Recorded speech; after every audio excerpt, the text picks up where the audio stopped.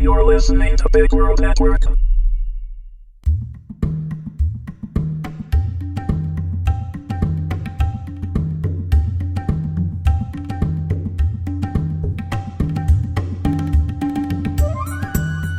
Phineas Frakture in the Dolomites, Episode 8. Written by Joseph Gatch. Read by Michael Young. 15 years ago. Dr. Wilhelm Heisenberger entered his home beneath the streets of New York, his house courtesy of the Empire. He threw down the day's newspaper in disgust. The new emperor, a former soldier named Grant, was talking peace with England and France, trying to end the impending war before it began.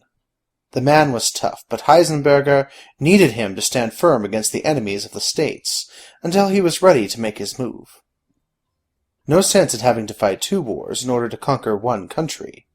Though if Victoria was to invade, Heisenberger's monster army could come up from below and save the nation from her heel, and he would be lauded as a hero of the Empire.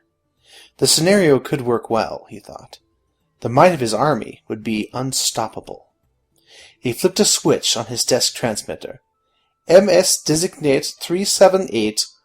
Report to me immediately, he ordered into the microphone. It would be a bit of a wait. They moved so slowly, something he hadn't been able to breed out of them. But no matter. He had plenty of time. Down below, hiding in the shadows. MS Designate 378 was by far the most intelligent of all his soldiers. Several weeks ago, a shutdown of the pneumatic system forced the doctor to frantically try to save a new batch of initiates. While he was working, he realized that one of the soldiers, 378, was working down the line on the problems as well, without instruction. He watched in amazement how this servant repaired the system without having any prior knowledge of how it worked. He soon gave 378 other tasks to test its intelligence, and found it had a high mechanical aptitude, something completely unforeseen. Others had shown signs of individual thought, but none to this degree. The door to his office swung open, and the telltale sound of the rebreather heralded the entry of one of his soldiers. Sure enough, 378 lumbered through, much quicker than he had expected. "Ah, my boy, please come in. I have good news for you," he said with a thick German accent. "You have been showing much promise, and I wish to show my gratitude. You see, I have noticed that you, above all, have been bringing us more recruits than any of my other children. You have also shown that you can lead and fix the machines when they need it without my direction. This makes you an invaluable part of our army. As such, I hereby designate you as Prime, General of our forces." Heisenberger placed a template upon the Prime's chest plate and swiped a brush dipped in red paint over it. When he removed the template, a tattoo of a red star and crossbones was emblazoned on the soldier's chest. "You will lead the others in bringing back more initiates every night. As the simpering cowards say, tonight will be a Dolo night, as will every night from now on." Heisenberger sat down in his leather chair and propped his feet upon his desk. "Those are your orders. Go and carry them out to the best of your ability." He punctuated the statement with a long string of maniacal laughter. The earth shook, and Heisenberger sat up, gripping the arms of his chair and looking around in confusion. What is going on?"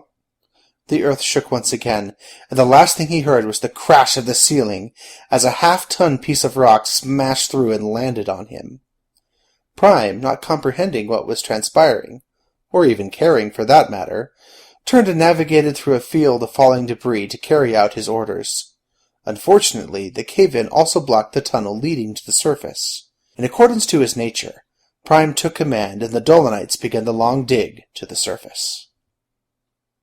Now, Phineas sat down on the edge of the desk and tossed a rock across the room. There was nothing here to give him any idea on how to stop these monsters. Nothing. He rubbed his hands over his eyes and shook his head in despair. Shoving the journal in his coat pocket, he began to gather up the schematics and fold them for storage as well. He was about to leave the house when an echo sounded through the cavern. "Phineas!" One thought came to mind at that moment. Oh, crap. Phineas bolted from the house and ran towards the containers. Abigail burst from the test tube forest, and Phineas slowed her down and grabbed her hand. "Did you find him? Did you find William?" "Yes, and all of his new friends. We have got to get him out of that tube before it's too late." "Where is he?" "On the other side of that mass of Dolanites heading this way," she replied.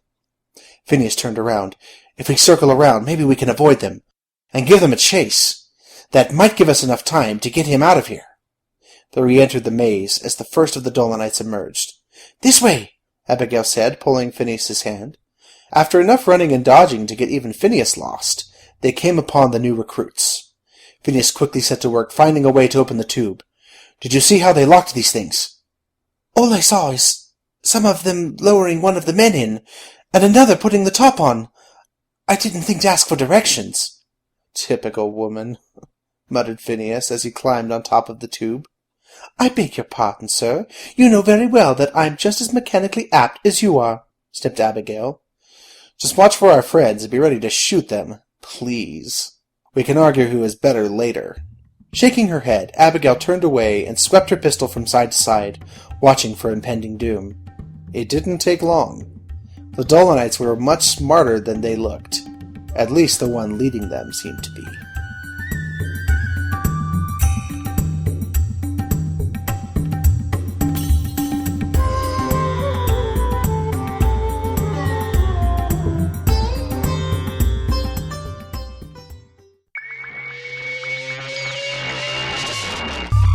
You're listening to Big World Network.